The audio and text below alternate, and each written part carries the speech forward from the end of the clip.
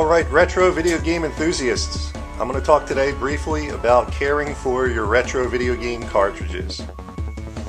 Now there's one thing I want to say before I move on with the proper way to care for them. This is especially true for Nintendo NES game cartridges. Never blow on that end of the game cartridge to get it to work. What happens is when you blow on it, moisture from your breath builds up on the pin connectors. And yes, sometimes that does allow the game to work briefly, but in the long run actually causes more corrosion to take place.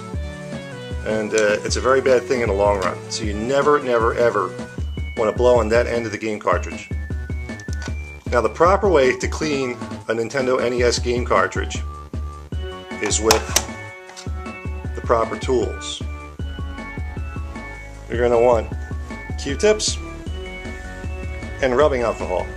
This is 70% isopropyl alcohol. It's not the best thing to use. What you really want is 90%, but if all you have is 70%, that'll do the trick. Simply moisten the end of the Q-tip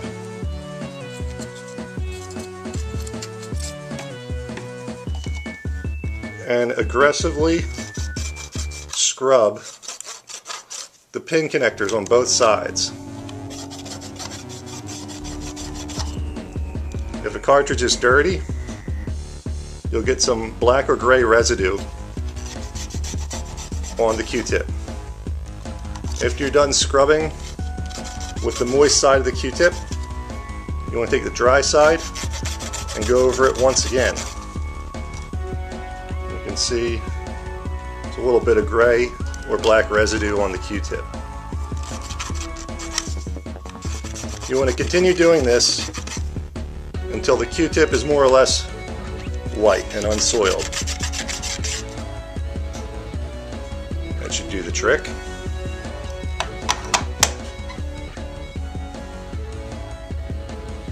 Now occasionally you'll come across games in your collection when you pick up games with writing on them in black magic marker. There's a couple of ways you can get the black magic marker off without destroying the game cartridge, but you have to be careful. The first thing you're going to want to try is just plain rubbing alcohol on a cotton swab.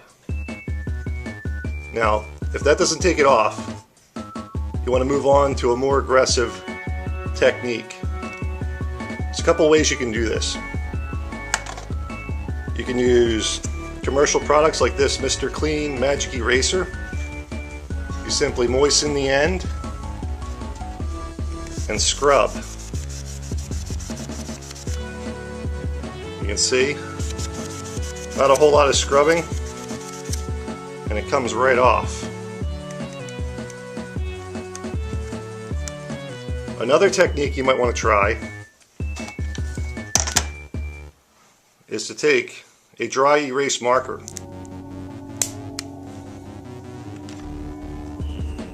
and color over the area affected with the permanent marker,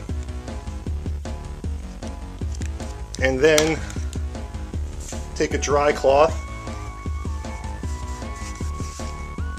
and wipe it off.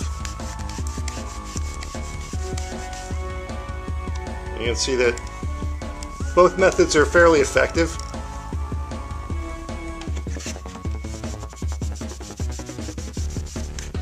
And fairly inexpensive. There you go. Like it never even happened.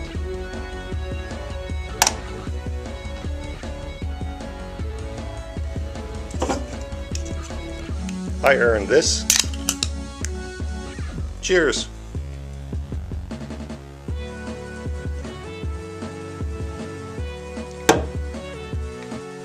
I'm Dommy from Classic Games Revisited. Until next time.